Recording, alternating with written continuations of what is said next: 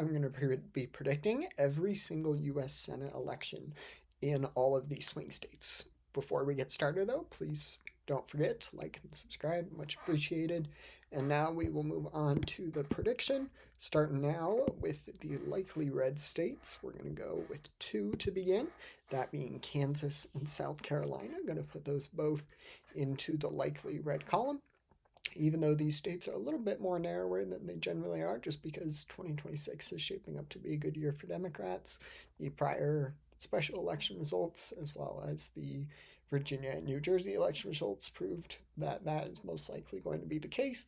But I think in these two states, it would take quite a bit to even get it close to being a toss up, and I don't think that is the most likely scenario at the moment, which is why I'm going to put both South Carolina and Kansas into the Republican Party's column by a lean red margin. And then I think there will be a few more. We're going to now move south to Florida. Florida used to be a very competitive swing state. It was arguably the biggest by Electoral College prize, and it would go for both parties depending on the election. The state had a Democratic senator a couple terms ago, but the state has since gone further and further to the right. Democrats really have lost their ground in a state that is gone further and further to the Republican Party's category, further and further to the right. The state, even once reliably blue Democratic counties like Miami Dade, just where Miami is, obviously, have voted for Republicans. And I think that this election will be no different. It will be interesting to see if some of the voting demographic groups that really helped Trump and Republicans in general in 2024 will continue to back Republicans during the Senate midterms. Personally, I think it will be somewhat impactful. I think that it won't be enough in Florida to narrow it past a likely red rating, but that will be the call there in the state of Florida. Then we're going to head now to do the likely blue seats. We're going to head over to the state of Minnesota. Going to put that one into the Democratic Party's column. I think the state is virtually a lock for the Democratic Party. It's been in the state has been in the news quite a bit in the last couple of years, but especially since the beginning of the second Trump administration. And I think that Minnesota's very long streak of voting blue will continue this November by electing a Democrat to the Senate. It's not a flip or anything, but still, that's going to be a Democrat hold. And then I think that will be the end of the likely blue seats. Heading now to the lean red. For the lean red, we're going to go with the first one of the state of Nebraska. I'm going to put Nebraska into the lean red column. Some of you may be surprised why such a reliably red state like Nebraska is even slightly competitive. That's primarily because there isn't a Democratic nominee running for the Senate election in Nebraska this November. There is, however, an independent, Dan Osborne, who has virtually become the de facto Democratic candidate, as well as he's running as an independent, and he said he wouldn't caucus with either political party. So we'll see if that actually comes to fruition. But for now, I think that even with a strong candidate like Dan Osborne, who's definitely playing for the middle, I think that the state would still vote red in 2026. That's going to be one more seat for the Republicans. Democrats sit at 44 to Republicans 47. But now we are going to go to the lean blue seats. There's going to be a few of these. Starting out with one I feel, that is not the one I feel the most confident about. The one I feel the most confident about would be the state of New Hampshire. Going to put that into the Democratic Party's column. Take quite a bit for the state to go red. It even went blue in the presidential level in 2024. And that was certainly not a good election year for Democrats, so I don't think that much will change, and that the state will vote blue probably by a more consistent margin on the Senate level than it did in 2024 on the presidential level. But that will be the call there in New Hampshire. And then we're going to go south to the state of Georgia. Georgia, there is an incumbent Democratic Senator, Jon Ossoff, who is running for re-election. It was a close race, but he did fairly well in his previous election bid, and now is an environment that I would argue is much more favorable for the Democratic Party, and I think that he will do well. He's also got a strong fundraising game, and I think that he would be able to win his seat by a lean blue margin. Heading up to the state of North Carolina, going to put that into the lean blue column as well.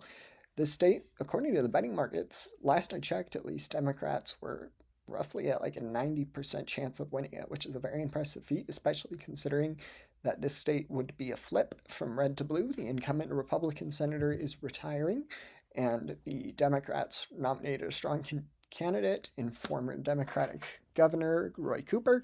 He's done well on the state, running as a governor, and I think that he would do well winning as a senator in this next election in November. And then we're going to head to Maine, where this will be the second flip of the prediction, where I think that Susan Collins will probably end up losing her reelection bid. Although I could be wrong, I've been impressed with what Susan Collins has been able to pull off. She's done well with Democrats that have largely been written as the victors, but it hasn't worked out that way. She's done well with some high-name Democrats and has been able to beat them. So we'll have to see if this ends up being a continuation of that. I think that is certainly a possibility, which is why I certainly don't want to put it in the likely or safe column. Really, it may even be in the tilt column. But for now, we're going to go with a lean blue rating for the state of Maine. And that gets us to the core 5 competitive states. We'll now we'll alternate between tilt red and tilt blue. For the state of Michigan, I'm on the fence. I think the state really could go either way. The nominee is on the Democratic side, is definitely more aligned with the DSA, Democratic Socialists of America, which I don't think will be a selling point for many swing voters in the state of Michigan. But now is definitely a good environment for Democrats in general. We'll have to see what ends up happening. The polling has had mixed results, so for now I'm really on the fence about Michigan. If I had to call it, though, I think I'm really on the fence about it for now. I think the most likely scenario is a tilt blue, but I could definitely see it going tilt red, especially with the more progressive Democratic nominee winning the Democratic primary. In past, if the more moderate Democrat had won, I think that this state would possibly be in the lean column at best, but it would probably still be tilt blue. But that will be the call there in the state of Michigan. And then that leaves us with the 4 competitive seats. Democrats need to win 2 of these 4 in order to secure a Senate majority. And the first one I'm going to call is the state of Alaska. This will be the 3rd flip of the prediction, where Mary Peltola, the Democratic nominee, I largely predict will beat Dan Sullivan. Sullivan is not a very well-liked U.S. senator, and I think that he is still a Republican in a state that generally votes Republican, though. Mary Peltola, the Democratic nominee, has been elected to the House in Alaska, which is very impressive. And since Alaska has a small population, the entire state is 1 congressional district, just like in the Senate, where the entire state is just for the 1 Senate district for the 1 senator. Well, for both. But that will be the call there in Alaska. Heading now to do some Republican states. We're going to go with Iowa into the lean red column. Nothing too crazy here. I think that right now, at the moment, the most likely scenario is that Democrats win the gubernatorial race in Iowa, while Republicans win the Senate, but it could go either way. We'll have to see what ends up happening. And then we're going to get now to the state of Ohio, which I'm going to put into the lean blue column. That'll get Democrats to the magic 51 seats.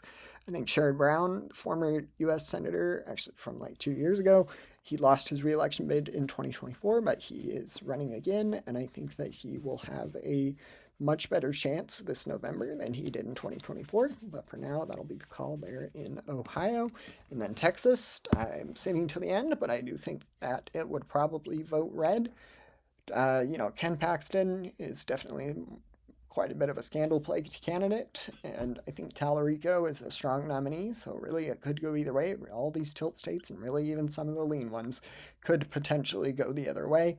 But for now, I think the most likely scenario is that the state votes red. That will be the call there in Texas. So that's the final prediction, 51 to 49. Another map that I wanted us to take a look at is going to be the Kalshi betting markets map. This one gives us an idea of which way the Senate is leaning for some key states. So this one largely agrees with my prediction, has Michigan in the tilt blue column. Iowa until red, with the states of Ohio, Texas, and Alaska yet to be called in the true toss-up column.